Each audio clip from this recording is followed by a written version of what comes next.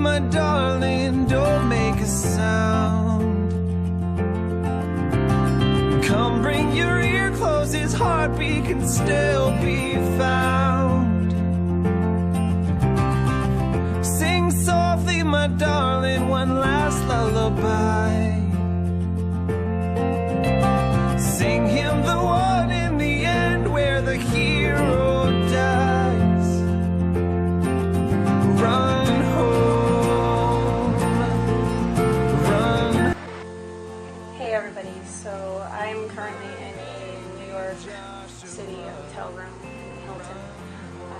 I wish I could say I was here for fun, but unfortunately I'm not.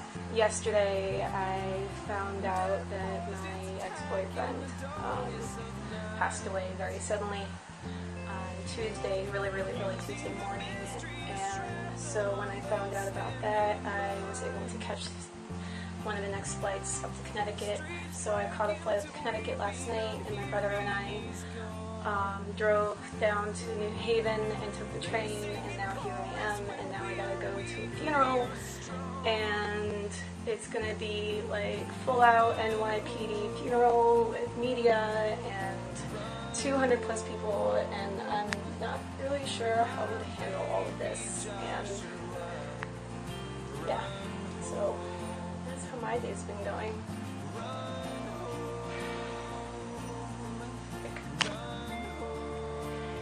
Hey guys, I'm very sorry that I haven't made a video in the last month or so. I was actually going to film one about 2.5 weeks ago, but unfortunately something came up and it just wasn't the right time. I found out 2 weeks ago that my ex-boyfriend committed suicide.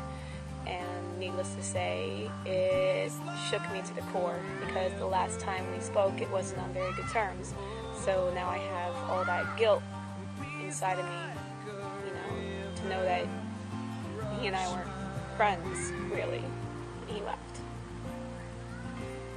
But I found out on Thursday morning, a few days after it happened, via email from his sister-in-law.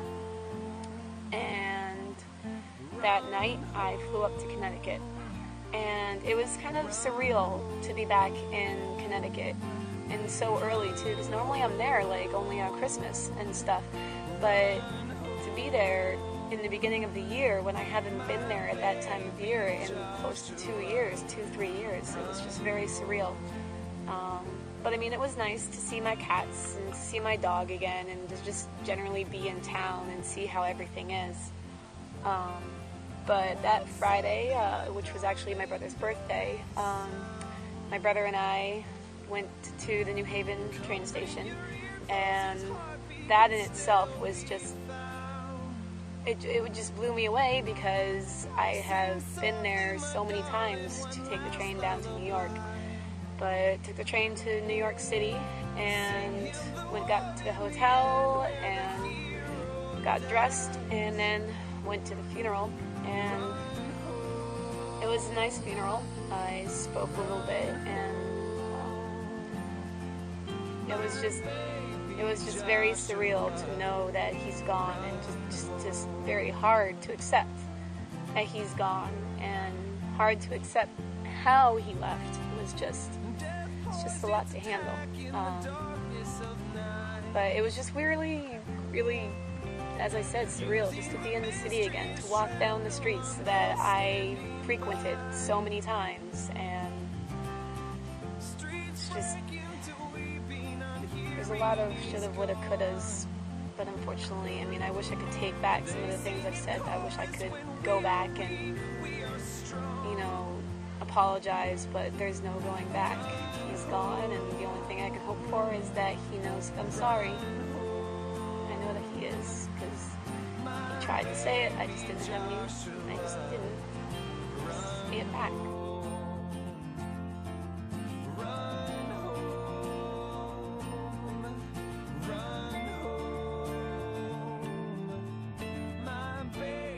Joshua.